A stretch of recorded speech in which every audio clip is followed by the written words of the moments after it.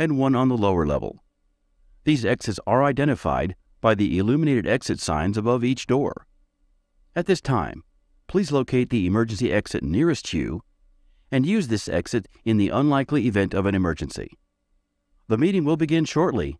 Please silence your cell phones. Thank you.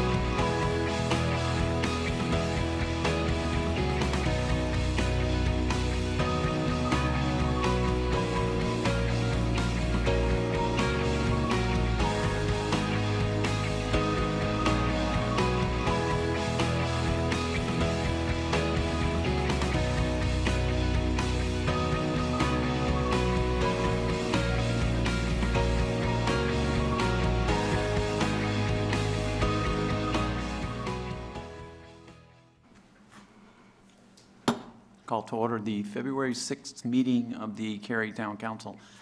And at this time, I'll recognize Councilmember Craig for our ceremonial opening. Good evening. We can be proud of the welcoming environment and celebration of diversity here in Cary.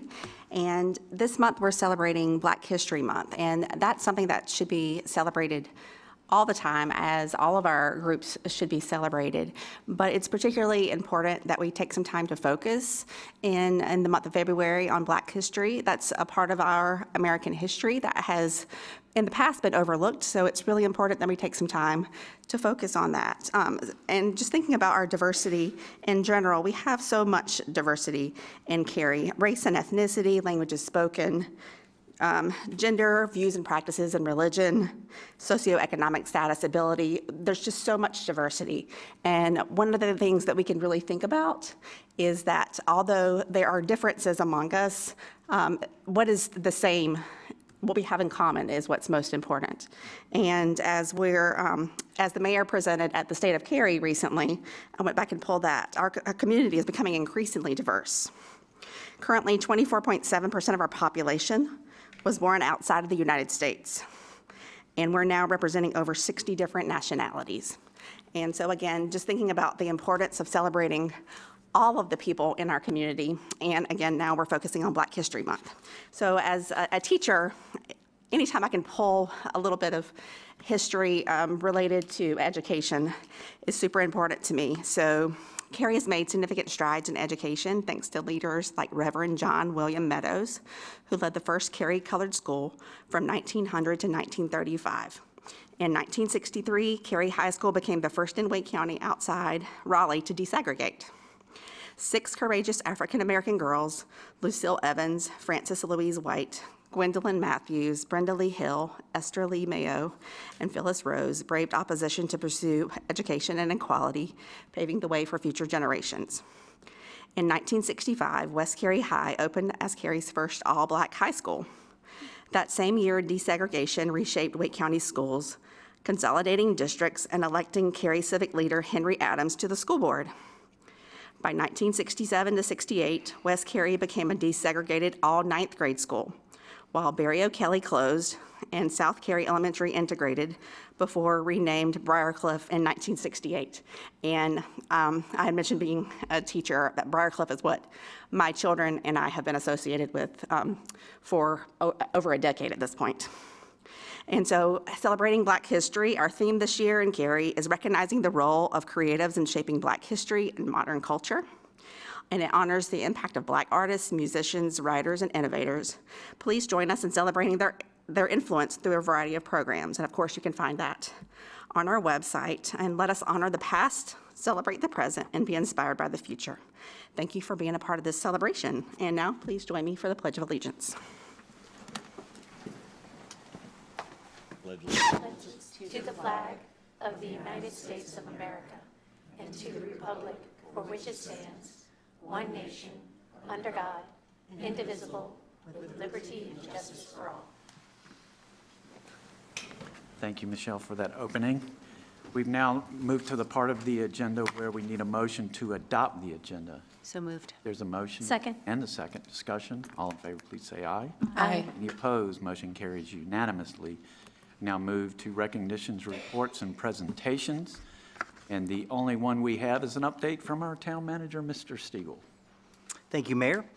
As you know, the annual council staff retreat will be held on February 21st and 22nd, just a few weeks from now. As you also know, we'll be staying in Cary this year. That's unusual for the annual retreat, since retreats are typically opportunities for us, in part, to go to other places and learn and get ideas from other communities. But as the mayor said last week in his 2025 State of Cary address, and like many other governments, we find ourselves in challenging fiscal times. And we all agreed that we needed to focus inwardly when it comes to this year's retreat. To stay at the top of the arc, we're good at adapting, but it's going to be difficult, and we're all going to need to work together like never before. For those who missed it, the Mayor's State of Cary address is available on our website, along with our meeting agendas, so that citizens can stay informed about the topics the council will be discussing at all of our meetings. And that concludes my report, Mayor. Thank you, Mr. Stiegel. We now move to Public Speaks Out. We've included instructions for speaking at this forum online and on the printed agenda. There were 3 opportunities to participate in Public Speaks Out: through written comments, by calling in, or by attending here in person this evening. If you are here in person and would like to speak, I would ask that you take a seat in the rows on my right that are highlighted.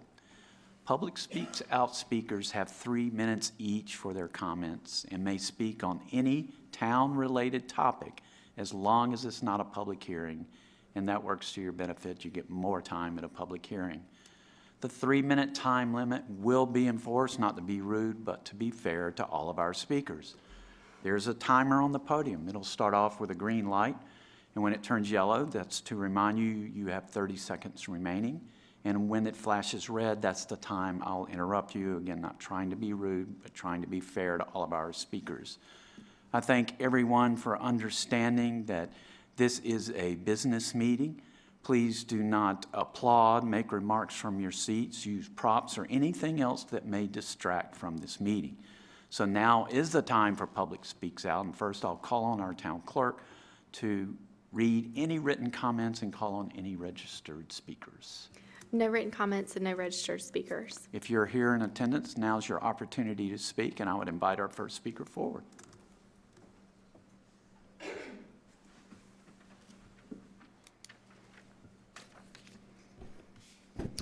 Good evening, Mayor and Council. I'm Renee Miller, and I'm a resident of Royal Ridge in Cary.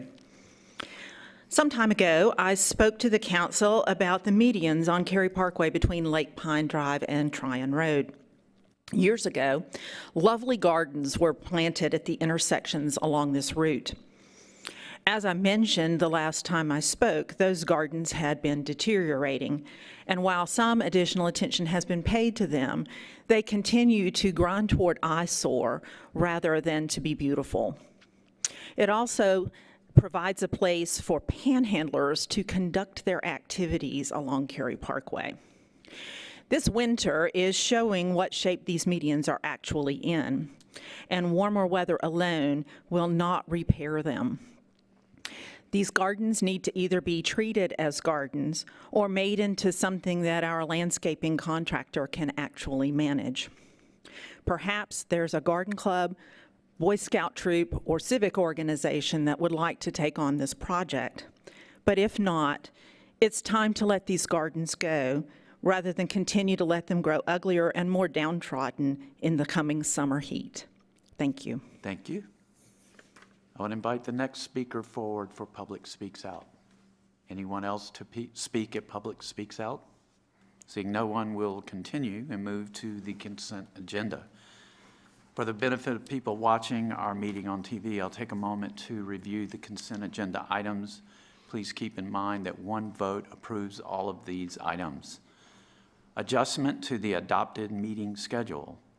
Lease of town-owned property located at 120 East Chatham Street, 24A04, which is at 2834 New Hope Church Road, and minutes. Would council members like any of these items pulled from the consent agenda for discussion? If not, I would entertain a motion to approve the consent agenda. So moved. Second. There's a motion and a second. Discussion. All in favor, please say aye. Aye. Any opposed? Motion carries unanimously, and we now move to public hearings. Same rules apply for public hearings that applied for Public Speaks Out, with one change. Speakers now have 5 minutes each for their comments. Our next public hearing is 24 REZ 15, Western Wake Regional Center, and Principal Planning Director Aaron Puckett will introduce the item. Council will not take action on this rezoning tonight, and it will be referred to our Planning and Zoning Board for their review and recommendation. Ms. Puckett. Thank you, and good evening, Council. This is a request to rezone approximately 3.6 acres located at 157 High House Road. The proposed site is in the Dorcas Plaza Shopping Center, which is located on the south side of High House Road between Old Apex Road and West Chatham Street. The 3.6-acre site is undeveloped and is located between the Habitat Wake Restore in the Dorcas Plaza Shopping Center and the Buffalo Lanes Bowling Alley. Wake County purchased the property in late 2020. The subject site is part of the original 21.4-acre Cary Plaza Shopping Center, for which zoning was approved in 1986. This rezoning request is only for the undeveloped tract and would not alter the zoning or conditions associated with the remaining 17.8 acres in the shopping center. Cary's GIS does not indicate the presence of any stream buffers on the site, but field determination is required at time of development plan review. There is an existing street-side trail along the north side of High House Road. Additional street-side trail is planned on the east side of West Chatham Street, which would connect to an existing greenway to the southeast. However, there is no project funded for this segment at this time. Along the shopping center's frontage, High House Road is a 2-lane median divided thoroughfare that is currently built out to its ultimate cross-section. To the west at Old Apex Road, High House Road transitions to a 4-lane median divided cross-section, which is shown in the pink. Old Apex Road and West Chatham Street are planned to be 3-lane thoroughfares.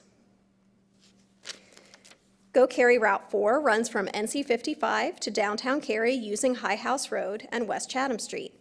There is a stop along the shopping center street frontage in front of the AutoZone outparcel.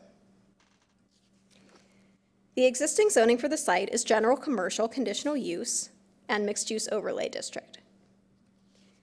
The applicant proposes to rezone the site to office and institutional conditional use, or OICU, and the existing mixed-use overlay district would remain. The applicant has offered 2 zoning conditions. The first limits the use of the site to governmental office, and the second limits development on the site to a maximum of 29,000 square feet. I want to also note that the LDO definition for governmental office differs from a business or professional office, which is what you typically see, as it is an office specifically occupied by a governmental agency and which provides some type of direct service to the public. A preliminary analysis of the request against the Imagine Cary Community Plan finds that policies in the work and shape chapters apply most directly. The work chapter notes that growing a sustainable and diverse workforce is important, and the proposed rezoning for a governmental office could provide additional job opportunities. The work chapter also discusses the need to support the locational needs of new and expanding firms, and the rezoning could provide an opportunity to allow new or relocated governmental offices at this location. Regarding the shape chapter, the proposal appears to support the policy of encouraging mixed-use development by proposing a new standalone office use that is not currently present within this commercial center. The shape chapter also encourages infill development, and this rezoning proposes to develop a remaining vacant parcel in the Dorcas Plaza development. And in addition, the shape chapter discusses providing appropriate transitions between land uses. The site is adjacent to a residential neighborhood to the southeast, and the shift from office to commercial therefore appears to provide a reasonable use transition. The Future Growth Framework map designates the subject site with the commercial center development category. Commercial centers are areas defined by a shopping center of 5 to 10 acres or more, anchored by a supermarket or other large tenant. Commercial centers may also have complementary residential, office, and institutional uses. The proposed rezoning could be supported by this development category, as it incorporates an office use in a commercial center that is currently developed primarily with a shopping center. The community plan also notes that development in commercial centers should enhance walkability and incorporate street trees, street furniture, and civic spaces, such as outdoor plazas or pocket parks. While the existing shopping center includes street trees along its high house frontage and additional trees internal to the site, there are no existing civic spaces or pocket parks, nor are any proposed with this rezoning. The LDO required community gathering space would apply. A neighborhood meeting was held in January, and seven citizens attended. Questions and concerns focused on whether the adjacent tenants would remain and how shared parking might work for the site. And since the neighborhood meeting, staff received 1 phone call with questions and concerns about the buffer adjacent to the residential neighborhood. Staff mailed notification of the public hearing to property owners within 800 feet of the subject site, which exceeds both the state's and Cary's LDO requirements, and public hearing signs were also posted on site. This concludes my presentation. Rachel Watson, the applicant's representative, is here to provide comments, and then after the public hearing, I'll be available for your questions. Thank you. I would invite the applicant's representative forward.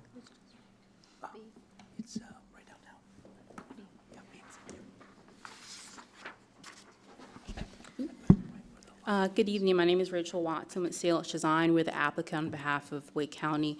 Staff did a really great job at presenting our proposal. We are here for questions. I do want to add a couple of things. So rezoning to OICU allows for the project site to have similar uses to adjacent developments. It responds to a growing population's needs. It provides jobs and services to the local community. And also aligns with the zoning to adjacent residential areas as well as commercial centers as well. So thank you. And I'm here for questions as well. Thank you. Thank you. Do you want me to stand here for questions? No, no. We're going to conduct a public hearing, and council will have a brief discussion, and if we have questions, we'll call you back. Okay, now's the time for the public hearing for 24 REZ 15. And I lost my place.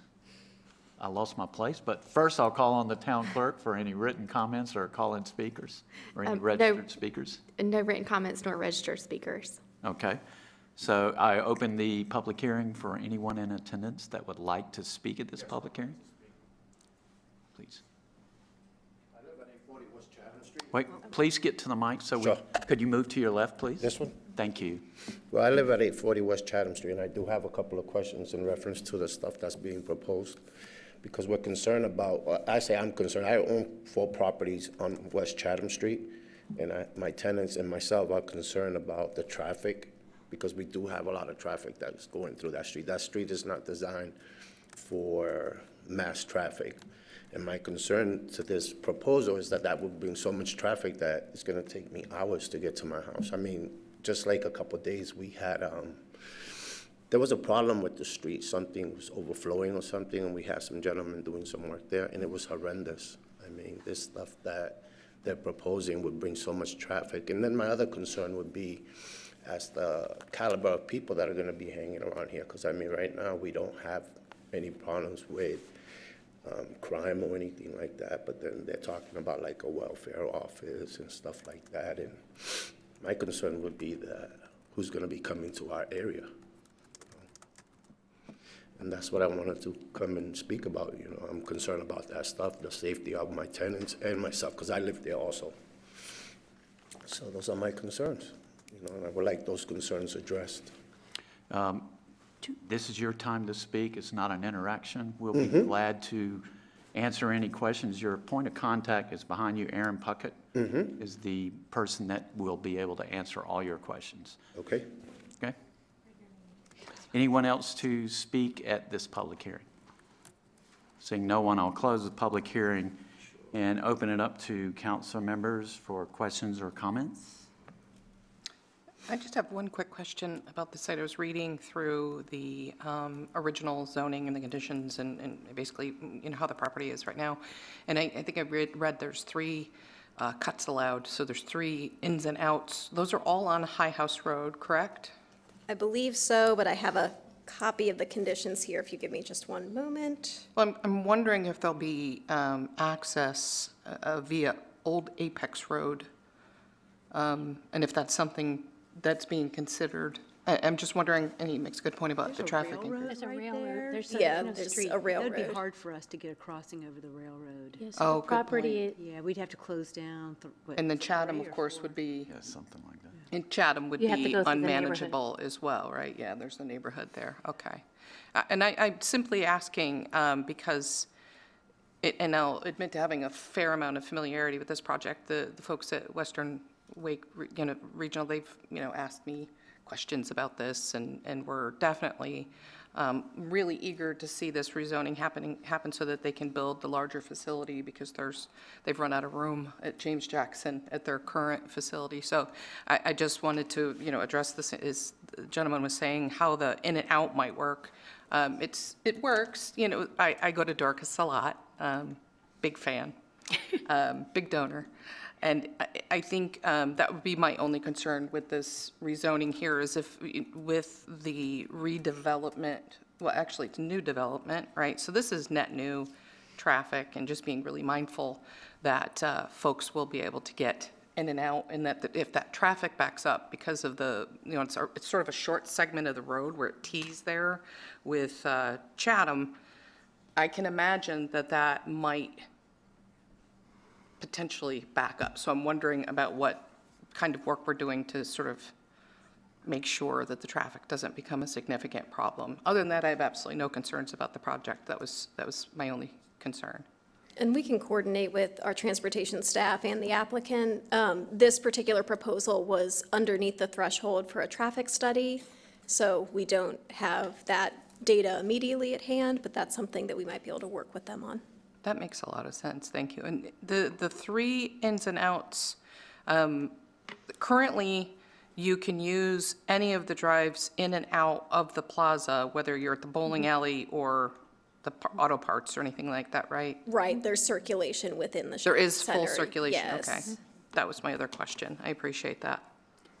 Is there a planned shared parking agreement? Because there's a lot of parking during the day for Buffalo Lanes that could be leveraged for this and vice versa. Do we know if that's going to exist? So from preliminary discussions with the applicant, we do understand at time of development plan, they will likely be pursuing shared parking agreements, whether that's with Dorcas or Buffalo Lanes or both. It's not part of the rezoning. That would be an LDO requirement or allowance that would apply at time of development plan.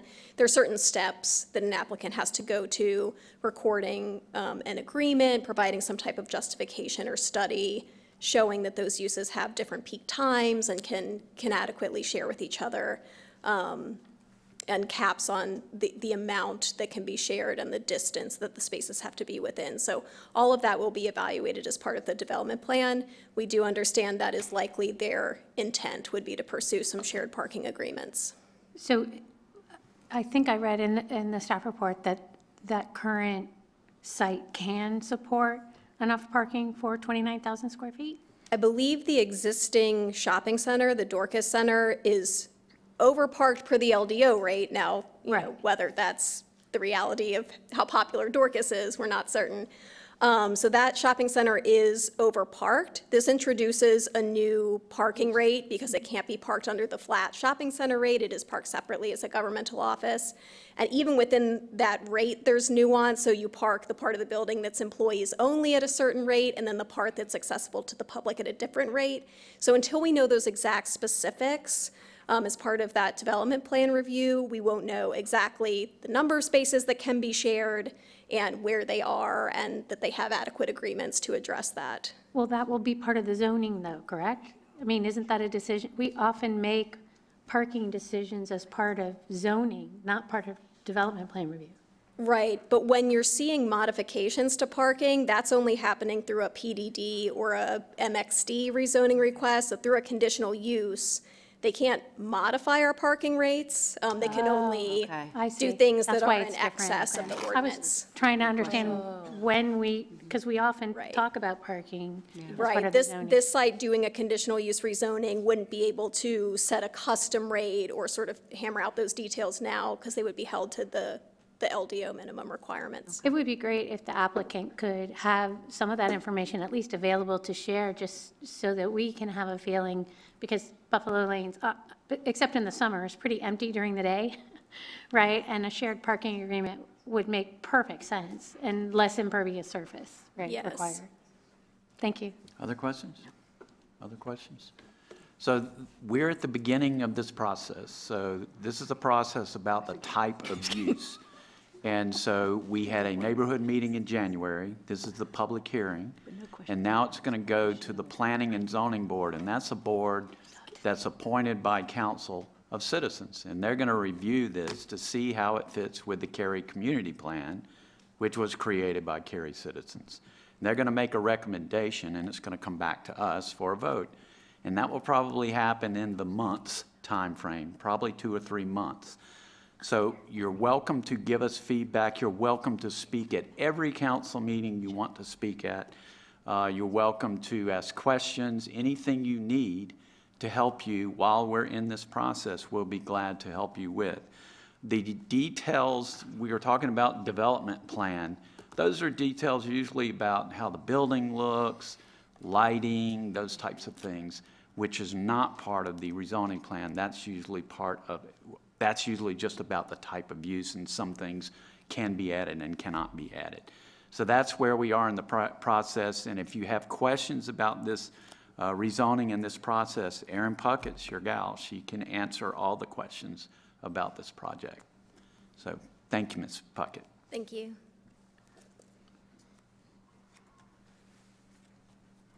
We now move to the next public hearing. It's 24 REZ 12, which is at 402 Charles Street. And Principal Planner Rachel Smith will introduce this item. Council will not take action on this rezoning either, but will refer it to our Planning and Zoning Board for their review and recommendation, and it will be returned to us at a future date. Ms. Smith. Good evening, Council. This is a rezoning request for approximately 0.34 acres located at 402 Charles Court. The site is located at the southwest corner of Charles Court and Ridgecrest Road and abuts West Chatham Street. Demolition of the existing home is underway. Cary's GIS does not indicate the presence of stream buffers on the site.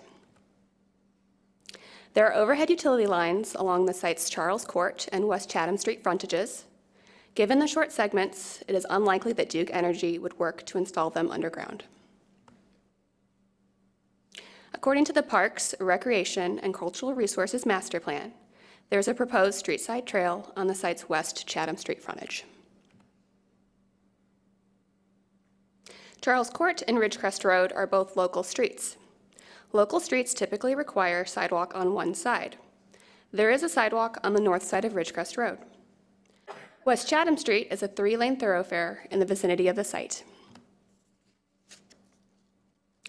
Go Cary Route 4 has existing service on West Chatham Street. The existing zoning is town center, low-density residential. The proposed zoning is town center, medium-density residential, conditional use. The Swift Creek Watershed Protection Overlay District will remain.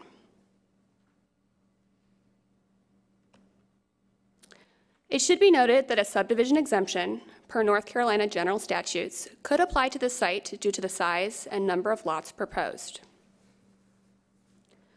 The reason this is important is that the typical site development standards of the LDO would not be required.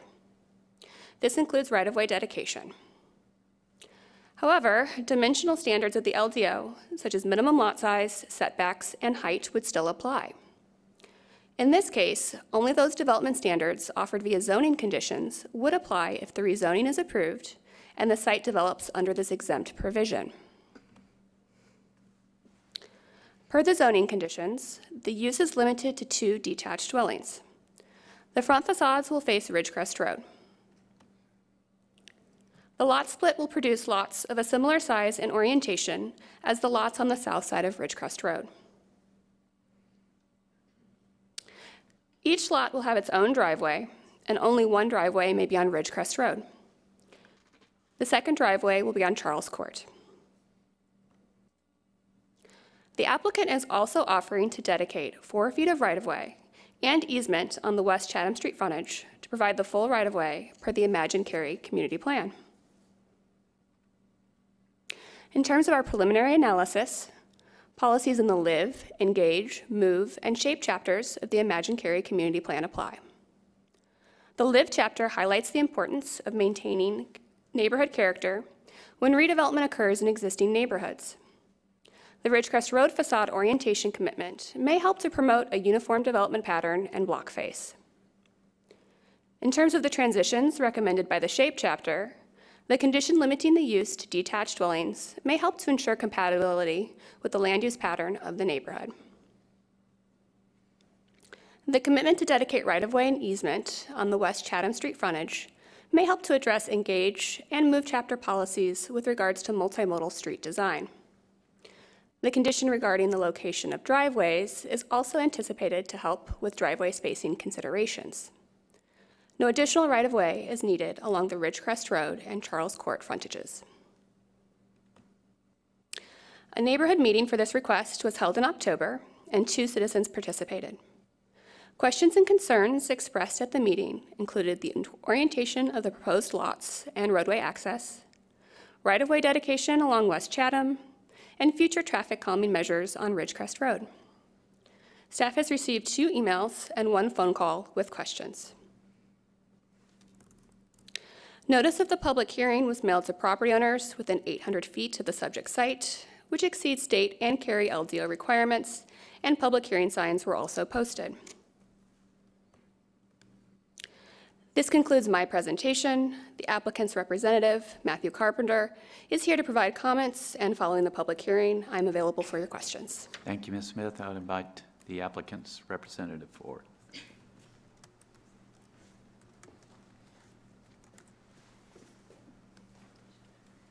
Good evening, Mayor Weinberg and members of council. Matthew Carpenter with Parker Poe, 301 Fayetteville Street in Raleigh. Here this evening on behalf of the applicant and property owner, Chuck and Terry Smith. I'd like to provide a little additional context for this case because it is somewhat of an unusual situation. Chuck and his wife, Terry, are both longtime residents of Cary. Chuck's a landscape architect and has spent most of his career in Cary, served on multiple town boards, and so they're really invested in the community. And they live downtown now, but unfortunately their house is in the location of the future Town of Cary multimodal transit facility, and so they've been going through the condemnation process now for the last year or two, and they're thankfully towards the end of that. But they love downtown Cary. They love to be able to walk places, to walk to shops and restaurants, and so they want to stay here. And to do that, they purchased this lot in late 2023, which is a 0.34 acre parcel, which is a relatively large lot for downtown Cary. And there's an existing home that was originally built in the 70s. It's dilapidated. It hasn't been lived in for several years. And their goal to stay in downtown Cary is to split the property into 2 lots, build 2 smaller single-family detached homes, live in one, and then sell the other to a family or an individual who wants to live in downtown Cary. And so to do that, because of the lot size standards for the low-density residential sub-district of the town center zoning district, they have to do a rezoning because the minimum lot size is 8,000 square feet, and their 2 lots will be just below that. So we filed the rezoning request, and you know, because of the condemnation, they're required to be out of their existing home sometime this year, and so the timing is really critical for the Smiths. And I want to take a moment to really thank town staff. They've been extremely helpful in moving us through the process and speeding things up to help the Smiths, you know, move forward with their plans. And so we're grateful for that. And so that context aside, I do think this rezoning case makes sense under the town's long-range plan and overall planning policies for a few different reasons. The first, as you can see on the screen, the existing zoning along Ridgecrest Road adjacent to this site is medium density residential. This is the only site along that corridor that's still low density. And so it's a natural extension of those zoning designations. And a lot of those houses on the south side of Ridgecrest are similar size and quality to what will ultimately be on this property. The second reason that the case is in the public interest is that the proposed zoning is superior than the current zoning. Sort of fleshing out the scenario under the current zoning, 1 single-family home could be built, and I think, you know, given the price of land in downtown Cary, that would be a poor use of this site when the alternative is 2 lots, you know, two houses for folks to live in a location that's walkable to downtown, and with the added zoning conditions of the right-of-way dedication and the easement to help with future town projects on West Chatham Street. And then finally, the case is consistent with several Cary community plan policies about revitalizing areas of downtown and capitalizing, for that matter, on the investment that the town has made in downtown infrastructure, the parks, to make it such a vibrant place. And so that's what we're trying to do here is is to add gentle density in a location where it fits quite well. And so we appreciate your time tonight, and I'm happy to answer any questions. Thank you. So now's the time for public hearing for 24 REZ 12 at 402 Charles Street at Court. And at first, I'll call on our clerk for any written comments, call-in speakers, or registered speakers. We had one written comment. Daniel Kakali supports the proposed development at 402 Charles Court as the property has long been in disrepair. However, they request zoning adjustments to allow the town of Cary to add a sidewalk along Chatham for safer pedestrian access and to maintain visibility at the Ridgecrest Chatham intersection by managing grass and trees near the roadway. Additionally, they seek clarification on whether the zoning change permits anything other than 2 single-family homes, as other dwelling types may not align with the neighborhood's character. We had no registered speakers. If you are attending here this evening and would like to speak at this public hearing, now's your opportunity. Any speakers for this public hearing? Seeing no one, we'll close the public hearing, open it up to council members for questions, comments. I don't have any. I just have one, and it's just to let everyone know, I live 4 houses up from this, and I'm very happy with the work that they've done so far, and I thank the applicant for taking down the decrepit building that was there. Any other comments? So this will next go to our Planning and Zoning Board for their review and recommendation, and we'll come back to council at a future date. Thank you. We now move to discussion items, and we have 24A03 Alston Yards annexation and 23 REZ01 Alston Yards PDP. Assistant Planning Director Rob Wilson will give a report, and council may take action. Mr. Wilson. Good evening. I'm very excited to share a proposed rezoning in the Alston Destination Center. The 46.3-acre Alston Yards site is located in the northwest quadrant of the NC 55 O'Kelly Chapel Road intersection. It's located north of NC 540 with Parkside Town Commons to the east. The northwestern 15 acres of the site, shown here in orange, is owned by the town of Cary. The Alston Yards site is a challenging one. Many developers have looked at the site and walked away. The developer here tonight recognized the potential of partnering with the town to create a unique development opportunity. There have been many steps in the process.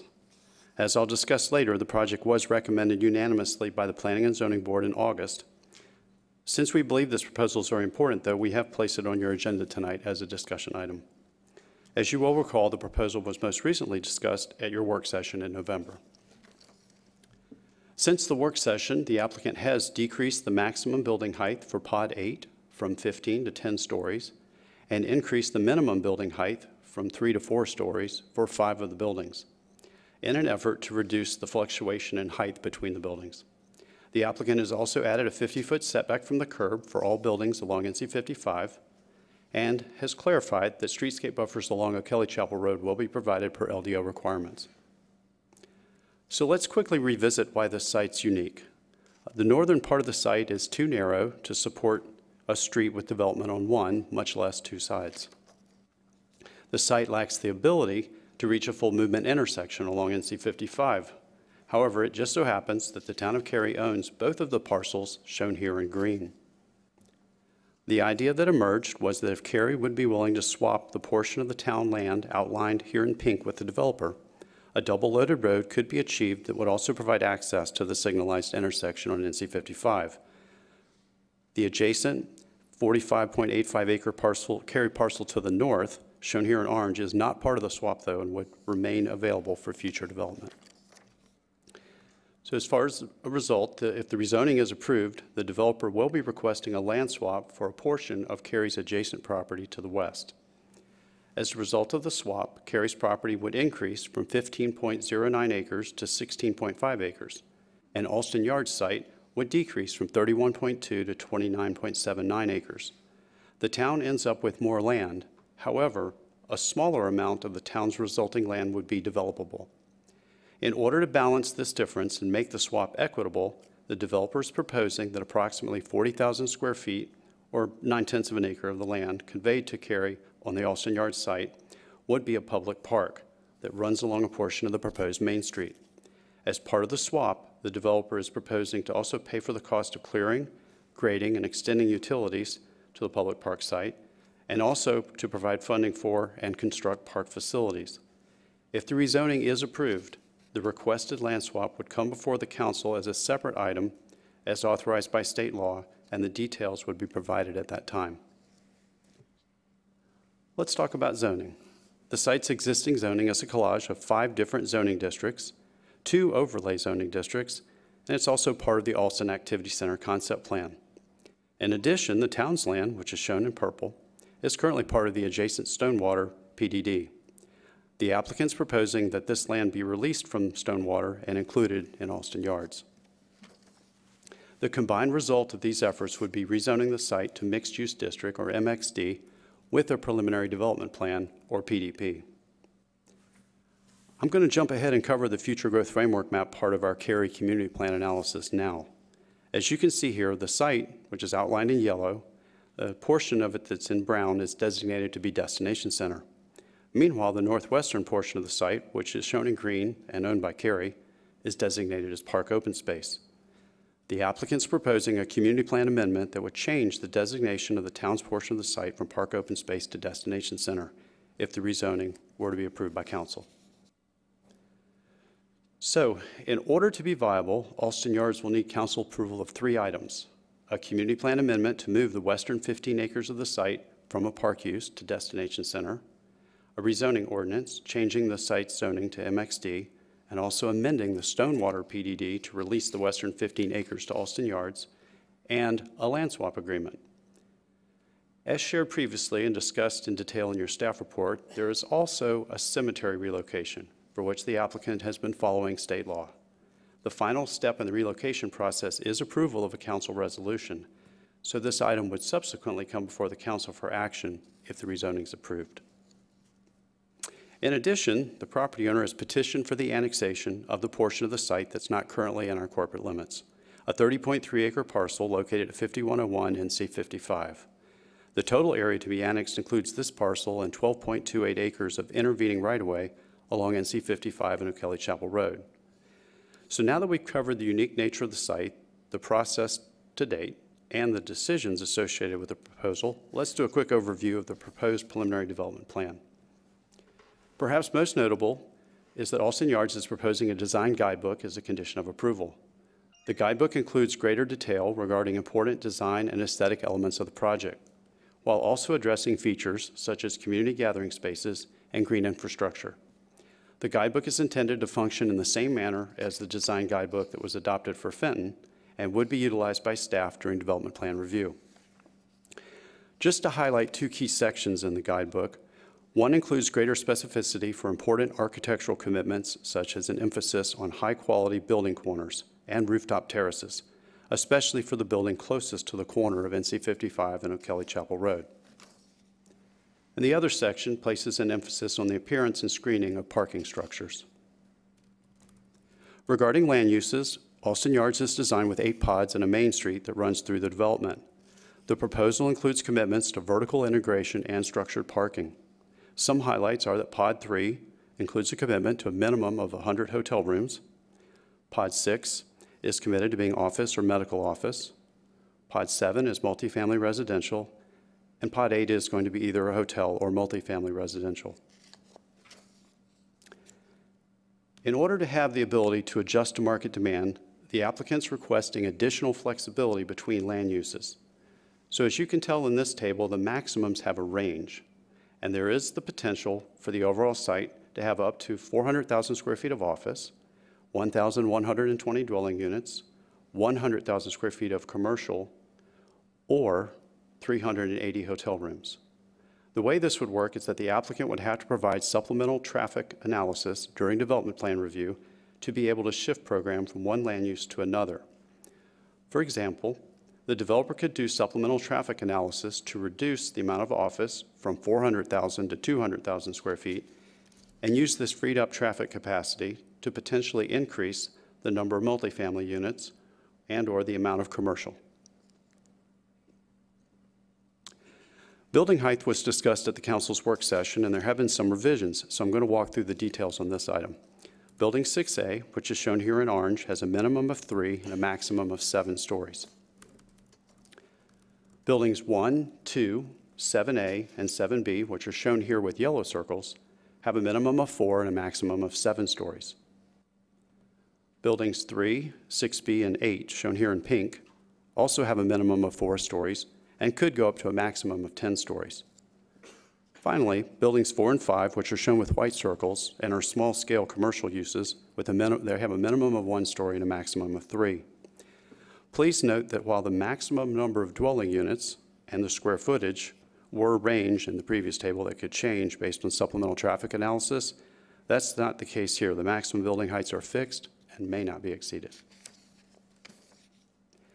The PDP also proposes to construct a public park that is skinny and linear in shape. The park would be approximately 40,000 square feet or 9/10 of an acre in size, would have connections to a greenway, and would be owned and maintained by Cary. The applicant is proposing structured parking for all pods. Pods 1 through 5 are proposed to be 100% structured parked, while pods 6 through 8 are proposed to be 60%. The PDP also proposes to construct the north-south greenway envisioned by the Parks and Recreation Master Plan through the site. This would be approximately 1/2 mile of new greenway. The idea of constructing a ped bike bridge across NC 55 has also been raised, although there is no design or funding for this project. Nonetheless, the applicant is proposing to provide a future landing pad and a pedestrian connection to that pad in case the bridge is built in the future. Regarding community feedback, the neighborhood meeting was attended by approximately 30 citizens. They were concerned about traffic impacts on O'Kelly Chapel Road, when the road would be widened, and if there would be a traffic signal at the intersection of Alston Avenue and O'Kelly Chapel Road. Prior to the council public hearing, we received one phone call from a citizen who wanted to better understand the land swap. At the council public hearing, there was one speaker who supported additional places to shop and providing services to nearby RTP employers, but was also concerned about traffic and poor levels of service at intersections on O'Kelly Chapel Road. The citizen requested that improvements be made to the O'Kelly Chapel Road corridor if this proposal is approved. Council's questions and comments from the public hearing are included in your staff report. We have not received any phone calls or emails since the public hearing. And so tonight, Council has an opportunity to make a decision on the community plan amendment, annexation, and rezoning proposals. If the rezoning is approved, then we anticipate that a land swap agreement would come before Council this spring. The developer has also requested a development agreement with the town. Staff continues to work with the applicant regarding this proposal. Finally, we would anticipate the cemetery relocation would come before the Council in conjunction with the development plan. In summary, the Alston Yard site has constraints. As a result, in order for destination center type of development to occur on this corner, a community plan amendment and land swap will be needed. Therefore, the site cannot be developed in the proposed manner unless the town is a willing partner both as a regulator and as an owner. So if the proposed rezoning is approved by the council, then as previously discussed, there are a number of other important parts of this proposal that would subsequently need to be brought forward for council's consideration. The Planning and Zoning Board heard the case in August of 2024. After discussion, the board unanimously recommended amending the Cary Community Plan and unanimously found the request to be consistent with the Imagine Cary Community Plan. Staff believes the proposed community plan amendment is warranted based on the identification of new opportunities that are not adequately addressed in the current plan's future growth framework map. Staff also finds the rezoning to be consistent with the community plan as it supports multiple policies in 7 different chapters of the plan and supports development of an infill site and a destination center. This concludes staff's presentation. We're available for any questions as part of the council's discussion. Thank you, Mr. Wilson. Open it up to council members for questions or comments. I have a question. So thank you so much for touching upon some of the things that I was really concerned about, and I had questions earlier in the day. Thank you for clarifying the questions as well. On the same lines, I do want to make sure that the commercial space, I think it's 44,000 square feet commitment today, right? There's a, yes. In addition to the office space, we have some retail space as well. Correct.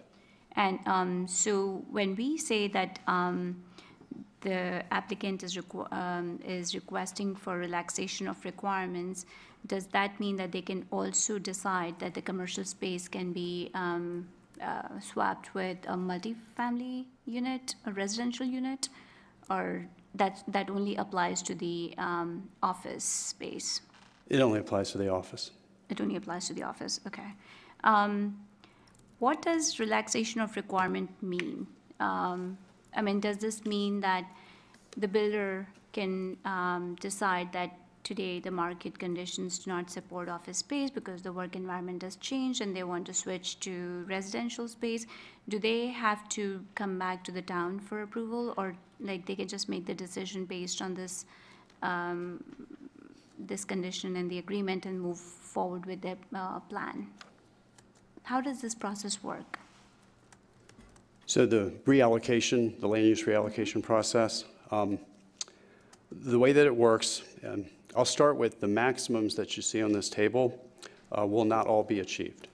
They reflect the worst case for each individual use. Reallocation is limited to a maximum of 125 additional dwelling units and a maximum of 45,000 square feet of commercial. It's in pods 1 through 7. To reallocate, they would need to do supplemental traffic analysis. We use the Institute of Transportation Engineers, ITE, have trip generation rates. That allows us to compare office square footage with number of dwelling units to make sure the swap is equal. And so they would need to put together an analysis that would show the office space that they're proposing to reallocate. They would need to do an analysis that would show how it's equal or better. And if they can't do that, then the reallocation would not occur. But do they have to come back to the town to submit or resubmit the papers or go through the process? The way it's proposed is that analysis would be submitted to staff as part of development plan review when we're looking at the details for the site, and it would be evaluated at that time by staff. Gotcha. So if you're talking about town, are you meaning council or staff? Because it will not come back to council. It will not come back to the council, but does it come back to the staff? Okay. Yes. I'm new to the process. Please bear with This me. is a little complex, too. So I know that we have not touched upon the road, O'Kelly Chapel Road. That's high traffic road, and it's part of 2019 bond, and we've put the project on hold. So I just want to make a note here that, you know, the traffic is going to increase, and this is an improvement that would become imperative if we add so many units, because right now, it's the traffic is a lot. It takes a while to make a left turn on that road. I live there, so I know this. And I hope we can keep that on record somewhere. Thanks. Other questions or comments? I only have a comment, but I'll make it as part of a motion, if that Okay, works. and we have the, After a yep, I'm you have a pulling it motion out. at your seat. So I'll make a motion that we adopt the following documents attached to the online agenda: resolution for Act 33, amendment to the community plan, annexation ordinance for 23A03, the statement of consistency for 23 REZ01, and the rezoning ordinance 23 REZ01. I'll second it. There's a motion and a second. Discussion. And the only thing I'd like to say is, first, I'd like to thank the applicant for expanding the affordable housing from the 20-year that was originally proposed, I think 10 or 20, to 30-year. I was glad to see that. Also upgrading based on Councilmember Cone-Johnson's comments about EV charging ports and reducing the minimal streetscape. There is one activated roof, which was already there before it went to planning and zoning, and certainly before it came to us. We expressed our collective interest of there being more activated rooftops. I realize that's something that could be done later, but I think about the people that live on or see the 10th floor looking down on the 3rd and 4th floor, so I think it's something that would be great. It's not going to change my vote, but it was something that you heard collectively from council, so I would hope that you take a look at that. But I think this is a great opportunity for Cary. Great point. Other comments? Agree. I just want to agree with what Lori said. I agree too. Perfect summary. Yeah. Same. Wow. Yeah, We all agree with Same. So we have a motion on the table. If there's no other, I just quickly wanted to say, I appreciate the creative solutions for coming up with ways for making this infill development happen. okay, anything else? All right, all in favor of this motion, please say aye. Aye. Any opposed? Motion carries unanimously. Thank you, Mr. Wilson. Thank you. That concludes the agenda. We have no further business. This meeting is adjourned.